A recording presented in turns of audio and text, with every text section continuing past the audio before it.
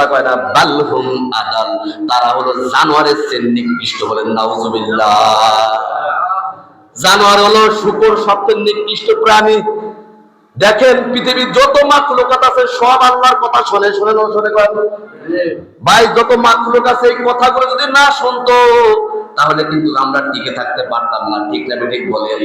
রাতের অন্ধকারে যদি হেঁটে যাইতাম, সাপ যদি এক জায়গায় বসে থাকে, সাপকে যদি আল্লাহ বলতো ওই লোকটারে তুই সবল করে ফিনিশির ভিতরে আপনাকে হত্যা করে দিত। ঠিক না ঠিক বলেন? কিন্তু আল্লাহ তাআলা আমাদেরকে স্বাধীন দিছে। কি দিছে? স্বাধীন দিছে যে তোমার মনে যা চায় তাই তুমি করো, সমস্যা নাই। কিন্তু উলাইকা কাল আনআম, আমি তোমাদেরকে জানোয়ার আখ্যায়িত কেন দিলাম? চার পায়ে জানোয়ার বানায় দিলাম কারণ আমার নিয়ামত খাও, আমার নিয়ামত খাইয়ে শুকরিয়া আদায় করো না। সারা দুনিয়া আমি সৃষ্টি করেছি, সারা দুনিয়ার সমস্ত নাজ নিয়ামত আমি দিছি শুধু আমার ইবাদত বন্দেগী করার জন্য। ঠিক না ঠিক বলেন? কিন্তু আমার ইবাদত, আমার নাজ নিয়ামত তুমি ঠিকই খাইতেছো না? আমার নাজ নিয়ামত, আমার জমিন দিয়ে চলাফেরা করো, আমার চোখ দিয়ে সবকিছু দেখো, নিঃশ্বাস নিয়ে সব নাও, কিন্তু আমার ইবাদত বন্দেগী করো না।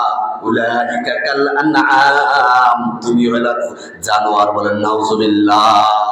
এটা আমার কথা না, কার কথা? আল্লাহ কোরআনের কথা ভাই, এটা আমার কথা না। তাইলে বোঝা গেল এই যে আল্লাহর নিয়ামত খাইতেছি এগুলোর আল্লাহ তাআলাকে হিসাব দিতে হবে। আল্লাহ তাআলা বলে উলাইকা হুমুল গাফিলুন, তারা হলো জাহান্নামী। বলেন নাউজুবিল্লাহ। তারা কি হবে? জাহান্নামী হবে। আল্লাহ তাআলা আমাদেরকে জানি আল্লাহ তাআলা এই কথাগুলোর উপর আমল করার তৌফিক দান করুন। বলেন আমিন। আল্লাহ তাআলা আমাদেরকে চোখ দিছে, মুখ দিছে, কান দিছে ভালো কিছু উপলব্ধি করার জন্য। সবাই বলেন আমিন। আল্লাহ তাআলা আমাদেরকে এই কথাগুলোর উপর আমল করার তৌফিক দান করুন। সবাই বলেন আমিন। আল্লাহ তাআলা আমাদেরকে হেদায়েত দান করুন। সবাই বলেন আমিন। আমিন। ওয়া আখিরু আলহামদুলিল্লাহি রাব্বিল আলামিন। যারা কাছে